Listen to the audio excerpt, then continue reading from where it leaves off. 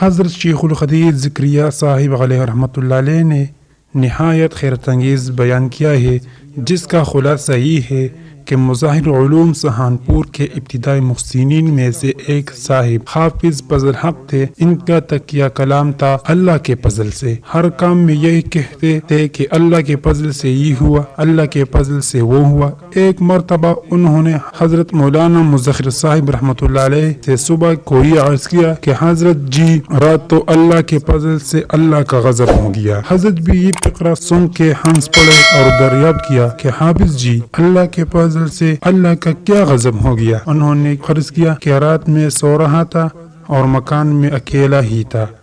آنکھ کھلی تو دیکھا کہ 3-4 آدمی میرے کوٹے کے کواڑوں کو چمٹ رہے ہیں۔ میں نے ان سے بیٹھ کر پوچھا کہ آبے تم چور ہو؟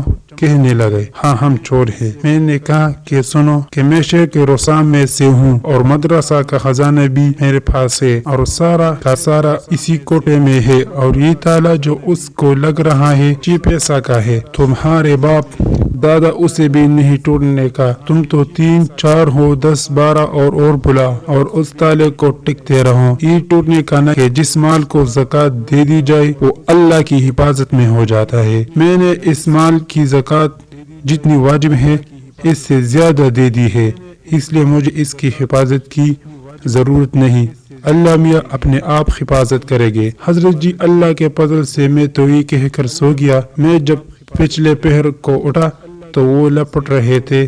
میں نے کہا کہ ارے میں نے تو کہہ دیا تھا کہ 10-12 کو اور بلا لو، تو اللہ کے فضل سے ٹوٹنے کا نہیں۔ حضرت جی یہ کہہ کر میں تو اللہ کے فضل سے نماز میں لگ گیا، اور جب اذان ہو گئی تو میں ان سے یہ کہہ کر کہ میں تو نماز کو جا رہا ہوں، تم اس کو لپتے رہو۔ پھر حضرت جی اللہ کے فضل سے وہ سب بھاگ گئے۔